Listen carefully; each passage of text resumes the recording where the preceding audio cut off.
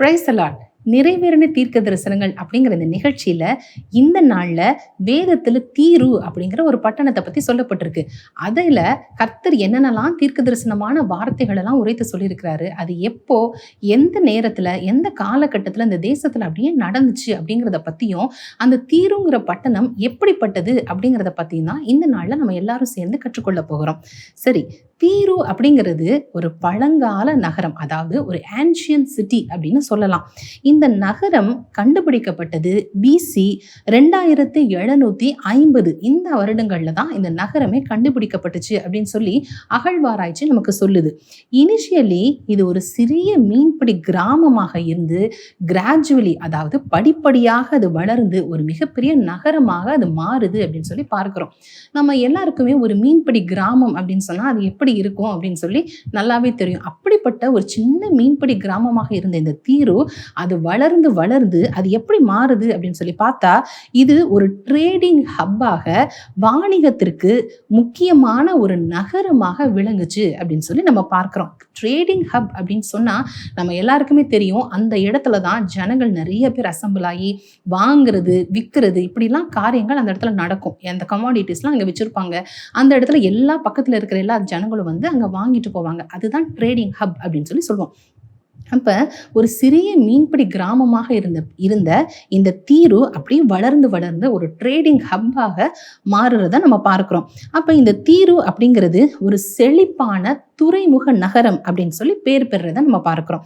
இத வணிகர்களின் நகரம், அதாவது த சிட்டி ஆஃப் மர்ச்சன்ட்ஸ் அப்படின்னு சொல்லி அழைக்கிறாங்க. ஏன் அப்படின்னு சொன்னா, நான் ஏற்கனவே சொன்ன மாதிரி இது ஒரு ட்ரேடிங் ஹப் இல்லையா, அதனால வணிகர்களின் நகரம் அப்படின்னு சொல்லி அழைக்கிறத நம்ம பார்க்கிறோம்.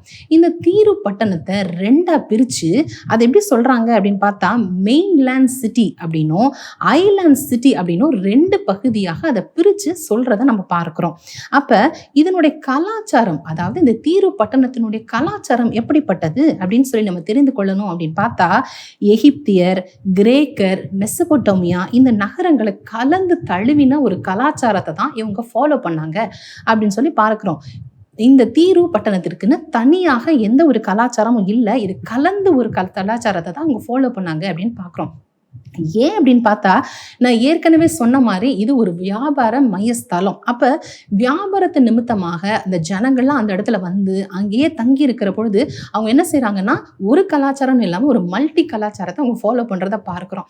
இதை நம்ம ரொம்ப ஈஸியில புரிந்து கொள்ளணும் அப்படின்னு சொன்னா, சென்னையை நம்ம இதுக்கு உதாரணமா நம்ம எடுத்துக்கலாம். சென்னை அப்படின்னு சொன்னாலே நம்ம இந்த பக்கத்துல இருக்கிற கிராமங்கள்ல இருந்தோ பட்டணங்கள்ல இருந்தோ சென்னைக்கு போயிட்டாலே நமக்கு கண்டிப்பா வேலை கிடைச்சிரும் அப்படிங்கிறது ஒரு ஐதீகம், அப்படி தானே? அப்ப என்ன செய்வோம், அந்த இடத்துல இருந்து வேலை தேடி சென்னைக்கு போவோம். அங்க ஒரு வேலை கிடைச்சி அங்க அப்படியே நம்ம தங்கிடுவோம். அதுக்கப்புறம் என்ன ஆகும், நம்மளோட ஜெனரேஷன்ஸ்லாம் அங்கேயே இருக்க ஆரம்பிச்சிடும். அப்ப நம்ம சென்னையை சேர்ந்தவங்களா, நம்முடைய பூர்வீகம் என்ன அப்படின்னு சொல்லி பார்த்தோம் அப்படின்னு சொன்னா, வேற ஊர்ல இருந்து நம்ம என்ன செஞ்சிருப்போம், வேலை நிமித்தமாக, ஒரு வாணிபத்து நிமித்தமாகவோ இல்ல ஒரு ஜாப் நிமித்தமாக நம்ம புலம்பெயர்ந்து அங்க போய் நம்ம வாழ்க்கை நடத்தி கொண்டு இருப்போம். அதே மாதிரி தான் இந்த தீரு பட்டணத்திலையும், அதாவது எகிப்தியர், கிரேக்கர், மெசபோட்டோமியா இந்த ஜனங்கள் எல்லாம் வியாபாரத்து நிமித்தமாக அங்க போய் அப்படியே அங்க ஸ்டே பண்ணிட்டதுனால என்ன செஞ்சாங்க, இந்த தேசத்துக்கு அப்படின்னு ஒரு தனி கலாச்சாரம் இல்லாம எல்லாம் கலந்த கலாச்சாரத்தை ஃபாலோ பண்ணாங்க அப்படின்னு சொல்லி பார்க்கிறோம். இந்த தீரு தேசம் எப்பயுமே என்ன செய்யுமா, கூட்டணிகளை உண்டாக்கி கொண்டு அதற்கு பக்கத்துல இருக்கிற தேசங்களான சீதோன், பைப்லோஸ் போன்ற நகரங்களுக்கு என்ன செய்யறாங்க, எப்பயுமே ஒரு போட்டியாக, ஒரு சவாலாகவே இருந்து கொண்டே இருப்பாங்க அப்படின்னு சொல்லி ஹிஸ்டரி நமக்கு சொல்றதை நம்ம பார்க்கிறோம். இப்போ இந்த தீரு தேசத்துக்கும் இஸ்ரவேல் தேசத்துக்குமான நட்புறவு எந்த வகையில இருந்துச்சு அப்படின்னு சொல்லி வேதம் நமக்கு சொல்லுது அப்படின்னு சொல்லி நம்ம தெரிந்து கொள்ளணும் அப்படின்னு சொல்லி பார்த்தா, 1 ராஜாக்கள் 5ஆம் அதிகாரம் 1-12 வசனங்கள். இந்த வசனத்தை நீங்க எல்லாரும் வாசிச்சு பார்த்தீங்க அப்படின்னு சொன்னா, தாவீது ராஜா அரண்மனையை கட்டுறதற்கு இந்த தீரு ராஜா கிட்ட இருந்துதான் என்ன செய்யறாருன்னா, திங்ஸ் எல்லாம், நல்ல நல்ல பொருட்கள்லாம் இம்போர்ட் பண்ணி கொண்டு வந்து அரண்மனையை கட்டுறதை நம்ம பார்க்கிறோம். அப்ப இந்த தாவீது ராஜாக்கும் தீரு தேசத்துக்கும் இடையில ஒரு நல்ல குட் ஃப்ரெண்ட்ஷிப் இருந்துச்சு அப்படின்னு சொல்லி இந்த வசனங்கள் மூலமாக நமக்கு தெரியறத நம்ம பார்க்கிறோம். அப்ப அவருக்கு அடுத்த ஜெனரேஷனான சாலமோன் ராஜா கர்த்தருக்கென்று எருசலேம் தேவாலயத்தை கட்டணும் அப்படின்னு சொல்லி கர்த்தர் சொல்லியிருந்தாரு. ஏன் அப்படின்னு சொன்னா, நம்ம எல்லாருக்கும் தெரியும், தாவீதினுடைய கரங்கள்ல இரத்த கரை படிந்திருந்தது. அப்படிங்கிறதுனால கர்த்தர் என்ன சொன்னார்னா, நீ எனக்கு அப்படின்னு ஒரு தேவாலயத்தை கட்ட வேணாம்ப்பா, உன்னுடைய மகன் தான் எனக்கு ஒரு தேவாலயத்தை கட்டணும் அப்படின்னு சொல்லி ஒரு கட்டளை கொடுத்திருப்பாரு. அப்ப என்ன செய்யறாருன்னு பார்த்தா, சாலமோன் ராஜாவும் அவருடைய ஃப்ரெண்ட்ஷிப், அதாவது தாவீது ராஜா தன்னுடைய தகப்பனார் இல்லையா, அவருடைய ஃப்ரெண்ட்ஷிப்பை அப்படியே ஃபாலோ பண்றதை நம்ம பார்க்கிறோம். அடுத்த ஜெனரேஷனுக்கும் அது தொடருது அப்படின்னு சொல்லி நம்ம பார்க்கிறோம். அந்த வசனங்கள்ல நீங்க வாசிச்சு பாருங்களேன். அவர் எருசலேம் தேவாலயத்தை கட்டுறதுக்கு சாலமோன் ராஜா தீருவினுடைய ராஜா கிட்ட இருந்து, தீருவினுடைய ராஜா பேரு ஈராம் அப்படிங்கிறது, அந்த ஈராம் ராஜாட்ட இருந்து கேதுரு மரங்கள், அதே போல தேவதாரு விருட்சங்கள், சித்திர வேலை ஆட்களை எல்லாம் கடனாக வாங்குறாரு. ஆக்சுவலா கடன் சொல்றதை விட அவங்க என்ன செய்யறாங்க, அவங்க வாணிபம் நிமித்தமாக வாங்குறத பார்க்கிறோம். குடுக்கல் வாங்கல் அங்க நடக்கிறத நம்ம பார்க்கிறோம். அப்ப சித்திர வேலை ஆட்கள் அப்படின்னா யார் அப்படின்னு பார்த்தா, அவங்க காவிங் பண்றவங்க, ஸ்டோன் காவிங்கா இருக்கலாம், ரொம்ப அழகா அந்த நிறைய சித்திர வேலை பண்றவங்கன்னா காவிங் பண்றவங்க, டிசைன் பண்றவங்கன்னு சொல்லி அர்த்தம். அப்படிப்பட்ட நல்ல நல்ல திறமையுள்ள வேலை ஆட்களை கூட அந்த தேசத்துல இருந்து என்ன செய்யறாரு, வாங்குறத நம்ம பார்க்கிறோம். அப்ப இது நிமித்தமா நமக்கு என்ன தெரியுது இந்த வேத புஸ்தகத்துல அப்படின்னு சொல்லி பார்த்தோம்னா, இந்த இஸ்ரவேல் தேசத்துக்கும் தீரு தேசத்துக்கும் இடையில நல்ல ஒரு பொருளாதார உறவு இருக்குது அப்படின்னு சொல்லி காட்டப்பட்டிருக்கு. அப்ப தீரு மிகுந்த ஞானத்தோடு வாணிபம் செஞ்சுச்சு அப்படின்னு சொல்லி இதுல இருந்து நம்ம தெரிந்து கொள்ள முடியுது. அடுத்து இந்த தீருவினுடைய யுத்த வீரர்கள், அவங்க யார் யாரெல்லாம் அந்த இராணுவத்துல பணியாற்றினாங்க அப்படின்னு நம்ம தெரிந்து கொள்ளணும்னு பார்த்தா, பெர்ஷியர், லூதியர், இவங்க தான் அவங்களுடைய இராணுவத்துல யுத்த வீரர்களாக பணி செஞ்சாங்க அப்படின்னு சொல்லி நம்ம பார்க்கிறோம். அடுத்தது தீருவினுடைய மகிமை, அது எப்படி பிரம்மாண்டமானது, எவ்வளவு மகிமையானது, அது எவ்வளவு ஒரு பியூட்டிஃபுல்லா அழகா வடிவமைக்கப்பட்டிருக்கு, அதனுடைய அழகு எப்படிப்பட்டது அப்படின்னு சொல்லி நம்ம தெரிந்து கொள்ளணும் அப்படின்னு சொன்னா, எசேக்கியேல் 27ஆம் அதிகாரம் 3 to 25 வசனங்கள், எசேக்கியேல்ல 27ஆம் அதிகாரம் 3 to 25 வசனங்கள், அந்த வசனங்கள்ல நீங்க வாசித்து பார்த்தா அந்த தீரு எவ்வளவு பிரம்மாண்டமாக வடிவமைக்கப்பட்டு பியூட்டிஃபுல்லி பில்ட் அப்படின்னு சொல்லி நமக்கு தெரியும். நீங்க வாசிச்சு பாருங்களேன், தீரு கடல்களினுடைய நடு மையத்துல கட்டப்பட்டிருந்துச்சு அப்படின்னு சொல்லி அங்க போடப்பட்டிருக்கதை பார்க்கிறோம். அப்ப நடு மையத்துல, கடலுக்கு நடு மையத்துல அந்த தீரு பட்டணத்தை கட்டியிருந்தாங்களாம். அப்ப அந்த ஆர்கிடெக்சரல் டீம் எவ்வளவு ஞானத்தோட அந்த நாள்ல பண்ணியிருக்கிறாங்க பாருங்களேன். அப்ப ரொம்ப அழகாக அந்த தேசத்தை வடிவமைச்சிருந்தாங்களாம். அப்ப அந்த வசனத்துல நீங்க நல்லா வாசிச்சு பார்த்தீங்கன்னா போட்டிருக்கோம், அதை கட்டினவர்கள் அதை பூரண வடிவாக கட்டினாங்க, அதாவது ஒரு பியூட்டிஃபுல்லி பில்ட் அப்படின்னு தான் சொல்லணும் அப்படின்னு வேதத்திலே போடப்பட்டிருக்கு. அது பியூட்டிஃபுல்லி பில்ட், ரொம்ப பிரம்மாண்டமாகவும் பூரண வடிவாகவும் கட்டினாங்க அப்படின்னு ஏன் போட்டிருக்கு தெரியுமா? அதை பார்த்தாலே, அந்த தேசத்தை பார்த்தாலே நமக்கு வாவ் ஃபேக்டர்ஸ் நிறைய இருக்குமா. அந்த வாவ் ஃபேக்டர்ஸ்லாம் என்ன அப்படின்னு தெரிந்து கொள்ளணும்னா, அப்படியே அந்த வசனத்தை வாசிங்களேன். அவங்க எப்படியெல்லாம் அழகா அந்த தேசத்தை கட்டுனாங்க, அதனுடைய இன்டீரியர்ஸ் எப்படி இருந்துச்சு அப்படின்னு சொல்லி நம்ம பார்த்தோம் அப்படின்னு சொன்னா, அந்த தேசத்தையா இருக்கலாம், அதனுடைய துறைமுக நகரம் தான் நம்ம பார்த்தோம், அந்த துறைமுகத்தையா இருக்கலாம், அவங்க எப்படிலாம் அழகாக வடிவமைத்தாங்க அப்படின்னு சொல்லி நம்ம தெரிந்து கொள்ளணும்னா, சொல்றேன், ஒரு சில காரியங்கள் சொல்றேன், நீங்க பாருங்க, மீதிய இந்த வசனங்கள்ல நீங்க வாசித்து தெரிந்து கொள்ளலாம். சேனீர் அப்படிங்கிற பக்கத்து தேசத்துல இருந்து அங்க ரொம்ப ஃபேமஸான தேவதாரு மரங்களை இம்போர்ட் பண்ணி கொண்டு வந்து அந்த தேசத்தினுடைய கப்பல் பலகைகளை செய்யறத பார்க்கிறோம். அதே மாதிரி அண்டை தேசமான லெபனான், இந்த தேசத்துல இருந்து கேதுரு மரங்களை இம்போர்ட் பண்ணி கொண்டு வராங்க. கேதுரு மரங்கள் அப்படின்னா சிடர் ட்ரீஸ், இதை இம்போர்ட் பண்ணி கொண்டு வந்து பாய் மரங்களை செய்யறாங்க அப்படின்னு சொல்லி பார்க்கிறோம். அதே மாதிரி பாசான் அப்படிங்கிற தேசத்துல இருந்து கர்வாலி மரங்களை இம்போர்ட் பண்ணி கொண்டு வராங்க. கர்வாலி மரங்கள் அப்படின்னு சொன்னா ஓக் ட்ரீ, நம்ம எல்லாருக்கும் தெரியும். ஓக் ட்ரீனா எவ்வளவு ஸ்ட்ராங்கஸ்ட் அப்படின்னு நம்ம எல்லாத்துக்கும் தெரியும் இல்லையா? அதை அங்கிருந்து இம்போர்ட் பண்ணி கொண்டு வந்து துடுப்புகளை செய்யறாங்க அப்படின்னு சொல்லி நம்ம பார்க்கிறோம். அதே போல கித்தீம் தீவுகள்ல இருந்து ஆஷூர் அப்படிங்கிற மரத்தை இம்போர்ட் பண்றாங்க. இந்த ஆஷூர் மரம் அப்படின்னா என்ன அப்படின்னு சொல்லி பார்த்தோம்னா, பைன் ட்ரீன்னு சொல்லுவோம்ல, அதுதான் அந்த ஆஷூர் மரம். அது அங்கிருந்து இம்போர்ட் பண்ணி கொண்டு வந்து பலகைகளை செய்யறாங்களாம். அது மாத்திரமல்ல, யானை தந்தங்கள், ஐவரி இருக்குல்ல, யானை தந்தங்களை அதுல பொறித்து ரொம்ப அழகாக வடிவமைக்கிறாங்க அப்படின்னு சொல்லி பார்க்கிறோம். அதே போல எகிப்துல இருந்து சித்திர தையல் உள்ள சணல் நூல் புடவைகள், அதாவது ரொம்ப ஃபைனஸ்ட் லினன் இருக்குல்ல, அதை வந்து எகிப்துல இருந்து இம்போர்ட் பண்ணி கொண்டு வந்து பாய் மரங்களை செஞ்சு அழகா அந்த தேசத்துல அலங்கரிக்கிறாங்க அப்படின்னு சொல்லி பார்க்கிறோம். எலிசா அப்படிங்கிற தீவிலிருந்து இளநீலம், ரத்தாம்பரம், இந்த போல காரியங்களெல்லாம் கொண்டு வந்து அந்த நகரத்தை ரொம்ப அழகாக இன்டீரியர் டிசைன் பண்ணாங்க அப்படின்னு சொல்லி பார்க்கிறோம். நம்ம ஒரு வீடை வடிவமைக்கணும் அப்படின்னு சொன்னா இன்டீரியர் டிசைனிங்க்கு கண்டிப்பா நம்ம நிறைய காரியங்களை செய்வோம். இவங்க இந்த தேசத்தையே எவ்வளவு அழகா இன்டீரியர் பண்ணியிருக்காங்கன்னு பாருங்களேன். பாருங்களேன், ஒவ்வொரு தேசத்துலையும் எதெல்லாம் ரொம்ப ஃபேமஸோ, எதெல்லாம் ரொம்ப விலை உயர்ந்ததோ அதை இம்போர்ட் பண்ணி கொண்டு வந்து தன்னுடைய தேசத்தை ரொம்ப அழகாக தீர்வு என்ன செஞ்சுச்சான், பில்ட் பண்ணுச்சு அப்படின்னு பார்க்கிறோம். அதனாலதான் அந்த வசனத்துல போடப்பட்டிருக்கு, அதை கட்டினவர்கள், அதாவது இந்த தீருவை கட்டினவர்கள் பூரண வடிவாய் கட்டினார்கள், பியூட்டிஃபுல்லி கன்ஸ்ட்ரக்டட் அப்படின்னு தான் சொல்லணும். இதுல இருந்தே நமக்கு தெரியுது இல்லையா? சரி, அப்ப இந்த தீருவினுடைய வர்த்தகம் எப்படிப்பட்டது, அதனுடைய வாணிபம் எப்படிப்பட்டது, அது ஒரு ஞானமுள்ள வாணிபம் செஞ்சுச்சு அப்படின்னு சொல்லி பார்த்தோம். எப்படிலாம் அதனுடைய ட்ரேடிங் இருந்துச்சு அப்படின்னு சொல்லி நம்ம பார்க்கணும் அப்படின்னு சொன்னா, பல கண்ட்ரிஸ், பல தேசங்கள் வியாபாரம் பண்றதுக்கு இந்த தேசத்தை தேடி வந்தாங்க. ஏன்னா இது ஒரு ஹப்னு சொல்லணும், ட்ரேடிங் ஹப்னு சொன்னோம்ல. அப்ப நிறைய ஜனங்கள் இங்க தேடி வந்து வியாபாரத்துக்காக வந்தாங்களாம். அதுல ஒரு சில காரியங்கள் சொல்றேன். இதுவும் எசேக்கியேல் 27ஆம் அதிகாரம் 3-25 இந்த வசனத்துலதான் போடப்பட்டிருக்கு. அப்படி நீங்க வாசிச்சு பாருங்களேன். அதுல நான் ஒரு சில காரியங்கள் மட்டும் சொல்றேன் அந்த தீருவினுடைய வர்த்தகம் பற்றி. முதலாவது, அந்த சந்தைகள்ல, தீருவினுடைய சந்தைகள்ல விற்க வந்தவங்க எல்லாம் யாரு அப்படின்னு சொல்லி பார்த்தோம் அப்படின்னு சொன்னா, தர்ஷீஸ் அப்படிங்கிற தேசத்திலிருந்து வெள்ளி, இரும்பு, ஈயம், தகரம் போன்ற காரியங்கள் எல்லாம் தன்னுடைய தேசத்துல விளைந்த எல்லா காரியங்களையும் கொண்டு வந்து அந்த சந்தைகள்ல விற்கிறத நம்ம பார்க்கிறோம். அதே போல தேதான் புத்திரர் என்ன செய்யறாங்க அப்படின்னு பார்த்தா, தன்னுடைய தேசத்துல ரொம்ப பிரபலமா இருக்கிற யானை தந்தங்கள், மரங்கள், ரத்தன கம்பளம் இதெல்லாத்தையும் எடுத்துட்டு வந்து இந்த தீருவுல என்ன செய்யறாங்க, சந்தைகள்ல விற்கிறத நம்ம பார்க்கிறோம். சீரியர் என்ன பண்றாங்க அப்படின்னு பார்த்தா, அவங்க தேசத்துல ரொம்ப ஃபேமஸா இருக்கிற மரகதம், ரத்தாம்பரம், பவளம், பளிங்கு, உயர்ந்த வஸ்திரம், சித்திர தையலாடை அப்படின்னு சொல்லிட்டு தன்னுடைய தேசத்துல எதெல்லாம் ஃபேமஸா இருக்கோ அதை இந்த இடத்துல கொண்டு வந்து ட்ரேடிங் ஹப்ல கொண்டு வந்து விற்பனை செய்யறத நம்ம பார்க்கிறோம். அதே போல யூதர்களும் இஸ்ரவேல் தேசத்திலையும் தன்னுடைய தேசத்துல ரொம்ப அதிகமா விளையிற கோதுமை, தேன், அப்புறம் எண்ணெய், பிசின் தைலம் இதெல்லாத்தையும் கொண்டு வந்து இங்க விற்கிறத நம்ம பார்க்கிறோம். அதே போல தமஸ்கு தேசத்தார் என்ன பண்றாங்க அப்படின்னா, தன்னுடைய தேசத்துல அதிகமா விளையிற திராட்சை ரசம், வெண்மையான ஆட்டு மயிர் இதெல்லாம் இந்த சந்தைகள்ல கொண்டு விற்கிறத நம்ம பார்க்கிறோம். அதே போல தான் நாட்டார் வந்து என்ன செய்யறாங்க அப்படின்னா, அந்த வாசனை பொருட்களான லவங்கம், வசம்பு இதெல்லாத்தையும் கொண்டு வந்து அந்த சந்தைகள்ல விற்கிறத பார்க்கிறோம். அது மாத்திரமல்ல, ரொம்ப குறிப்பாக எப்பொழுதுமே ஒரு ரெகுலரான வாடிக்கையான வர்த்தகர்கள் அப்படின்னு சொன்னாலே அரபியர் மற்றும் கேதாரின் புத்திரர்கள், பிரபுக்கள் அப்படின்னு தான் சொல்லணும். அப்ப இவங்க என்ன செஞ்சாங்களா, அந்த இவங்க அரபியர்களும் கேதாரின் பிரபுக்களும் என்ன செய்யறாங்க, தன்னுடைய தேசத்துல அதிகமா இருக்கிற ஆடு, வெள்ளாட்டுக்கடா, ஆட்டுக்கடா போன்ற காரியங்களை கொண்டு வந்து இந்த சந்தைகள்ல விற்கிறத நம்ம பார்க்கிறோம்.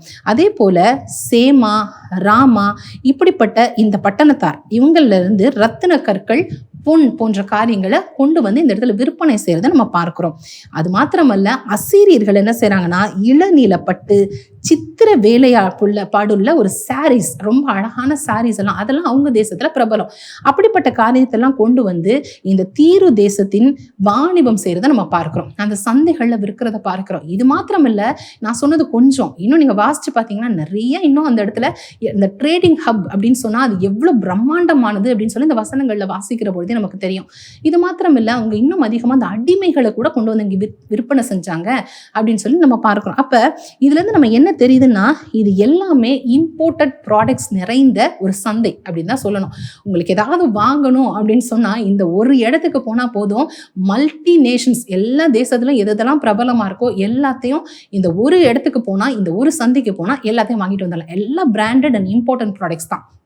அப்படிதான் அந்த தீர்வு என்ன செஞ்சுச்சான், ரொம்ப ஞானம் உள்ள ஒரு வாணிபத்தை செஞ்சுச்சு அப்படின்னு சொல்லி நம்ம பார்க்கிறோம். இதனாலதான் இது ஒரு ட்ரேடிங் ஹப் அப்படின்னு சொல்லி பேர் வாங்கியிருக்கு அப்படின்னு சொல்லி நம்ம தெரிந்து கொள்றோம். இப்போ இதுல இருந்து நமக்கு என்ன தெரியுது அப்படின்னு சொல்லி பார்த்தா, இந்த தீர்வு எவ்வளவு பிரம்மாண்டமும் மகிமை நிறைந்த ஒரு பட்டணம் அப்படின்னு சொல்லி தெரியுது இல்ல, அது எப்படி ஞானமுள்ள வாணிபத்தை செஞ்சுச்சு அப்படிங்கிறத இதுல இருந்தே நம்ம தெரிந்து கொள்ள முடியுது. சரி, இப்போ தீருவினுடைய பாவங்கள் என்ன அப்படின்னு சொல்லி பார்த்தோம்னா, கர்த்தர் ஏன் தீருவின் மேல கோபப்பட்டாரு அப்படின்னு சொல்லி நம்ம தெரிந்து கொள்ளணும். அப்ப தீரு செய்த பாவங்கள்லாம் என்ன அப்படின்னு சொல்லி பார்த்தோம்னா, அதுல ஒரு 2-3 காரியங்கள் பார்க்கலாம். முதலாவது பிரதானமான பாவம் என்ன அப்படின்னா, இந்த தீரு பட்டணத்தார் மிகுந்த மன மேட்டுமை உள்ளவர்களாக இருந்தாங்க அப்படின்னு சொல்லி நம்ம பார்க்கிறோம். எசேக்கியேல் தீர்க்கதரிசியின் புஸ்தகம் 28ஆம் அதிகாரம் 2 மற்றும் 17 இந்த வசனத்துல நீங்க வாசிச்சு பார்த்தீங்க அப்படின்னு சொன்னா, அதுல வந்து கர்த்தர் போடப்பட்டிருப்பார். நீங்க எல்லாரும் கொஞ்சம் எடுத்துக்கங்களேன். எசேக்கியேல் 28ஆம் அதிகாரம் 2ஆம் வசனம். இதுல என்ன போடப்பட்டிருக்கு அப்படின்னு பார்த்தோம் அப்படின்னு சொன்னா, மனுபுத்திரனே, நீ தீருவின் அதிபதியை நோக்கி, கர்த்தராகிய ஆண்டவர் உரைக்கிறது என்னவென்றால், உன் இருதய மேட்டுமை கொண்டு நான் தேவன், நான் சமுத்திரத்தின் நடுவிலே தேவாசனத்தில் வீற்றிருக்கிறேன் என்று சொல்லி உன் இருதயத்தில் தேவனின் இருதயத்தை போல ஆக்கினாலும் நீ மனுஷனே அல்லாமல் தேவன் அல்ல அப்படின்னு சொல்லப்பட்டிருக்கதை நம்ம பார்க்கிறோம். இந்த வசனத்துல என்ன போடப்பட்டிருக்கு அப்படின்னு சொல்லி பார்த்தோம் அப்படின்னா, இந்த தீரு பட்டணத்தினுடைய இருதயம் இருக்குல்ல, அது மேட்டிமையினால நிரப்பப்படுறதை நம்ம பார்க்கிறோம். அப்ப மேட்டிமையினால நிறைந்து அது என்ன சொல்லுதுன்னு பாருங்களேன், நான் தேவன், நான் சமுத்திரத்தின் நடுவிலே தேவாசனத்தில் வீற்றிருக்கிறேன் அப்படின்னு சொல்லி ரொம்ப பெருமையோட பேசுறதை நம்ம பார்க்கிறோம். உன் இருதயத்தை தேவனின் இருதயத்தை போல ஆக்கினாலும், பாருங்களேன், அது எவ்வளவு ஒரு பயங்கரமான ஒரு காரியம் அப்படின்னு சொல்லிட்டு அவங்க இருதயத்தை கர்த்தருடைய இருதயத்துக்கு ஒப்பிட்டு கர்த்தருக்கு ஈக்குவல்னா அப்படிங்கிற அளவுக்கு அவங்க நினைக்க ஆரம்பிச்சாங்களாம். அப்ப அந்த வசனத்துல சொல்லப்பட்டிருக்கு, நீ எவ்வளவுதான் உன்னை உயர்த்தினாலும் நீ மனுஷனே அல்லாமல் தேவன் அல்ல அப்படின்னு சொல்லப்பட்டிருக்கத பார்க்கிறோம். அப்ப அந்த இருதயத்துல கர்த்தருக்கு ஈக்குவலாக தன்னை நினைக்க ஆரம்பிச்சாங்க அந்த ஜனங்கள். ரெண்டாவது, அவங்களுடைய செல்வம், அதே போல தன்னுடைய ரொம்ப பியூட்டிஃபுல்லா பில்ட் பண்ணிருக்குன்னு சொன்னேன்ல, அப்ப தன்னுடைய தேசத்தினுடைய அழகு பற்றி, சாதனைகள் பற்றி ரொம்ப பெருமையா, நான் எவ்வளவு அழகா வர்த்தகம் பண்றேன் பாருங்க அப்படின்னு சொல்லி அவங்களுக்குள்ளேயே ஒரு மிகப்பெரிய பெருமை மறைந்திருந்தது அப்படின்னு சொல்லி பார்க்கிறோம். அப்ப நமக்கு எல்லாமே நல்லா தெரியும், கர்த்தர் பெருமை உள்ளவனுக்கு எதிர்த்து நிற்கிறார் அப்படின்னு சொல்லி. அப்ப இந்த பெருமையினால இந்த தீரு நிறைந்திருந்தது. இது ஒரு மிகப்பெரிய கர்த்தர் அருவருக்கிற பாவம் அப்படின்னு சொல்லி பார்க்கிறோம். அதே போல எசேக்கியேல் 28ஆம் அதிகாரம் 15-17 இந்த வசனங்கள் என்ன போடப்பட்டிருக்கு அப்படின்னு சொல்லி பார்த்தா, உன் வியாபார மிகுதியினால் உன் கொடுமை அதிகரித்து பாவம் செய்தாய் அப்படின்னு சொல்லி அந்த இடத்துல எழுதப்பட்டிருக்கு. உன் அழகினால் உன் இருதய மேட்டிமையாகி உன் ஞானத்தை கெடுத்தாய் அப்படின்னு சொல்லி எச்சரிப்போடு அந்த வசனத்துல சொல்லப்பட்டிருக்கதை நம்ம பார்க்கிறோம். அப்ப கர்த்தர் அருவருக்கிற மன மேட்டுமை அவர்களுக்குள்ளாக வந்ததுனால அந்த இடத்துல ஒரு மிகப்பெரிய பாவம் அந்த தேசத்திற்குள்ளாக பிரவேசித்தது அப்படின்னு சொல்லி நம்ம பார்க்கிறோம். இரண்டாவது அவங்க செய்த பாவம் என்ன அப்படின்னு சொல்லி பார்த்தோம்னா, விக்கிரக ஆராதனை. கர்த்தர் அருவருக்கிற, ரொம்ப வெறுக்கிற ஒரு பாவம் என்னன்னு சொன்னா விக்கிரக ஆராதனை. அப்ப இவங்க என்ன செஞ்சாங்க அப்படின்னு பார்த்தா, கர்த்தருக்கு கோபத்தை மூற்ற வண்ணமாக பாகாலையும் அஷ்டர் அப்படிங்கிற அந்த விக்கிரகங்களை வழிபட ஆரம்பிச்சாங்க. இது தேவனுக்கு ரொம்ப கோபத்தை மூட்டுச்சு அப்படின்னு சொல்லி நம்ம பார்க்கிறோம். அதே போல மூன்றாவது அவங்க செய்த தவறு என்ன, அவங்க செய்த பாவம் என்ன அப்படின்னு சொல்லி பார்த்தோம் அப்படின்னா, அடிமை சந்தையில மனித உயிர்களை விற்றாங்களாம். இது கர்த்தருக்கு ரொம்ப பிடிக்காத ஒரு காரியமாக இருந்துச்சு. என்ன செஞ்சாங்க, அந்த ஜனங்களை, ரொம்ப எளிமையான ஜனங்களை அடிமை சந்தைகளை கொண்டு வந்து ரொம்ப மோசமாக அவங்க இல் ட்ரீட் பண்ணாங்க. இது நிமித்தமாக அந்த தேசத்துக்கு ஒரு மேசிவ் இன்கம் வந்துச்சு அப்படின்னே சொல்ல முடியும். அப்படிதான் அந்த ஹிஸ்டரி நமக்கு சொல்லுது. அப்ப இந்த அடிமை சந்தை வியாபாரத்துல இவங்க ரொம்ப என்ன செஞ்சாங்க, கான்சென்ட்ரேட் பண்ணி அதுல அதிகமா செயல்பட்டாங்க அப்படின்னு சொல்லி பார்க்கிறோம். அப்ப அந்த மனித உயிர்களை ரொம்ப மோசமா கையாண்டாங்க அப்படிங்கறத நம்ம பார்க்கிறோம். அடுத்தது அவங்க என்ன செஞ்சாங்க அப்படின்னு சொல்லி பார்த்தோம்னா, தேவ ஜனங்களை ரொம்ப ஒடுக்க ஆரம்பிச்சாங்களாம். யோவேல் 3ஆம் அதிகாரத்துல இதை பத்தி போடப்பட்டிருக்கு. யூதாவினுடைய மக்களை என்ன செய்யறாங்கன்னா, அடிமை சந்தைகளை விற்று லாபம் பெற்றாங்களாம். பாருங்களேன், அது எவ்வளவு மோசமான செயல் அப்படின்னு சொல்லிட்டு. அப்ப எளிமையான ஜனங்களை ரொம்ப மோசமா இல் ட்ரீட் பண்ணாங்க அப்படின்னு சொல்லி தான் பார்க்கிறோம். அப்ப இப்படிப்பட்ட பாவங்களின் நிமித்தமாக தேவ கோபம் இந்த தேசத்தின் மேல வருகிறத நம்ம பார்க்கிறோம். அப்ப என்னென்னலாம் தீர்க்க தரிசனமான வார்த்தைகள் இந்த தீருவை குறித்து உரைக்கப்பட்டது, யாரெல்லாம் இந்த தீர்வுக்கு தீர்க்க தரிசனம் உழைத்தாங்க அப்படின்னு சொல்லி நம்ம பார்த்தோம் அப்படின்னு சொன்னா, ஏசாயா தீர்க்கதரிசி, எசேக்கியேல் தீர்க்கதரிசி, எரேமியா தீர்க்கதரிசி, செப்பனியா தீர்க்கதரிசி, இவங்க 4 பேருமே தீருவை பத்தி தீர்க்க தரிசனம் உரைத்திருக்காங்க அப்படின்னு சொல்லி வேதத்துல நம்ம பார்க்கிறோம். அதுல இந்த நாள்ல ஒரு 2 காரியத்தை நம்ம பார்க்கலாம். எசேக்கியேல் உரைத்த தீர்க்க தரிசனமும் ஏசாயா தீர்க்கதரிசி உரைத்த தீர்க்க தரிசனமும் அது எப்படி நிறைவேறுச்சு அப்படிங்கறதையும் நம்ம பார்க்கலாம். எசேக்கியேல் தீர்க்க தரிசனம் உரைத்த காரியத்தை எசேக்கியேல் தீர்க்கதரிசி 26ஆம் அதிகாரம் 3-21 அந்த வசனங்களை நீங்க வாசிச்சு பார்த்தீங்க அப்படின்னு சொன்னா, தீருவினுடைய விழுகை, அதனுடைய பெருமை, அதனுடைய விக்கிரகத்தின் வணக்கத்தினாலதான் ஏற்பட்டுச்சு அப்படிங்கறத அங்க எச்சரித்தே சொல்லி இருக்கிறத நம்ம பார்க்கிறோம். பல தேசங்களால தீரு முற்றுகை போடப்பட்டு பாழாக்கி அழிக்கப்படும் அப்படின்னு சொல்லி அந்த இடத்துல அவரையே குறிப்பிட்டிருக்கிறத நம்ம பார்க்கிறோம். அது மாத்திரமல்ல, அவர் ஒரு முக்கியமான காரியத்தை அந்த இடத்துல மென்ஷன் பண்ணியிருக்கிறாரு. நேபுகாத் நேச்சார் ராஜா இருக்கிறாருல, அவரு தான் இந்த நகரத்தை முற்றுகை போட்டு அழிப்பார் அப்படின்னு சொல்லி அங்க எழுதப்பட்டிருக்கிறத பார்க்கிறோம். இதனால தீரு தன்னுடைய பரபரப்பான வர்த்தகத்தை இழந்து போகும் அப்படின்னு சொல்லி நமக்கு இதுல இருந்து தெரிகிறத பார்க்கிறோம். அப்ப தேவனுடைய நியாய தீர்ப்பு அந்த தேசத்துல இறங்க போகுது அப்படிங்கறத தான் எசேக்கியேல் தீர்க்கதரிசி எச்சரித்து அந்த வசனங்கள்ல சொல்லப்பட்டிருக்கிறத பார்க்கிறோம். அதே போல ஏசாயா தீர்க்கதரிசி என்ன தீர்க்க தரிசனமாக உரைத்திருக்கிறார் அப்படின்னு பார்க்கணும்னா, ஏசாயா 23ஆம் அதிகாரம் 1-18 இந்த வசனங்கள்ல நீங்க வாசிச்சு பார்த்தீங்க அப்படின்னு சொன்னா, தீருவினுடைய விழுகையை பற்றி ஒரு பெரிய எச்சரிப்பு அந்த இடத்துல சொல்லப்பட்டிருக்கதை பார்க்கிறோம். தீருவினுடைய மகிமை இழந்து போகும், அதே போல அந்த மகிமை அற்று போகும் அப்படின்னு சொல்லி அந்த இடத்துல அவர் சொல்லி இருக்கிறாரு. வியாபாரிகள் மாலுமிகள் கூக்குரலிட்டு புலம்புவாங்க, தர்ஷீஷின் கப்பல்கள் அலறுங்கள், உங்கள் அரண் பாழாக்கப்பட்டது அப்படின்னு சொல்லி அந்த இடத்துல எழுதப்பட்டிருக்கதை பார்க்கிறோம். அப்ப ஏசாயா அந்த தீருவை பற்றி இப்படி பயங்கரமான எச்சரிப்பின் வார்த்தைகளை சொல்லி இருக்கிறத நம்ம பார்க்கிறோம். இந்த காரியங்கள், இந்த தீர்க்க தரிசனமான வார்த்தைகள் எந்த இடத்துல எப்போ நிறைவேறுச்சு அப்படின்னு சொல்லி நம்ம பார்க்கணும் அப்படின்னு சொன்னா, முதலாவது கிமு 586 வருடங்கள்ல இருந்து 573, அதாவது கிட்டத்தட்ட இந்த காலகட்டம் 13 வருஷங்கள்னு சொல்லலாம். இந்த காலகட்டத்துல பாபிலோனுடைய ராஜா நேபுகாத் நேச்சார் இருக்காரு இல்லையா, இவர் என்ன செய்யறாருன்னா இந்த தீருவினுடைய பிரதான நிலப்பரப்பை கைப்பற்றார். நான் ஏற்கனவே சொல்லியிருந்தேன், இந்த தீருவை 2ஆ பிரிச்சு மெயின்லேண்ட் சிட்டி அயர்லாண்ட் சிட்டி அப்படின்னு சொல்லி 2ஆ பிரிச்சிருக்கிறாங்க அப்படின்னு சொல்லிட்டு. இந்த நேபுகாத் நேச்சார் என்ன செய்யறாரு அப்படின்னு பார்த்தா, அந்த ராஜா அதனுடைய பிரதான நிலப்பரப்பு இந்த மெயின்லேண்ட் சிட்டி இருக்குல்ல, அதை தன்னுடைய கைகளில் கைப்பற்றுறதை நம்ம பார்க்கிறோம். அப்ப இதுல இருந்து இந்த தீருவினுடைய வீழ்ச்சியினுடைய துவக்கம் இதுல இருந்து ஆரம்பமாகுது அப்படின்னு சொல்லி அங்க எழுதப்பட்டிருக்கதை நம்ம பார்க்கிறோம். காரணம், இதனுடைய நகரம் பொருளாதார வீழ்ச்சியை, எந்த அளவுக்கு மிகப்பெரிய பொருளாதாரத்துல வல்லுநர்களா இருந்துச்சோ அது மிகப்பெரிய வீழ்ச்சியை சந்திச்சுச்சு அப்படிங்கறத நம்ம இதுல இருந்து தெரிந்து கொள்றோம். அப்ப இந்த நகரத்தின் பொருளாதார சக்தியை இது பலவீனப்படுச்சு அப்படின்னு சொல்லி தான் நம்ம பார்க்கிறோம்.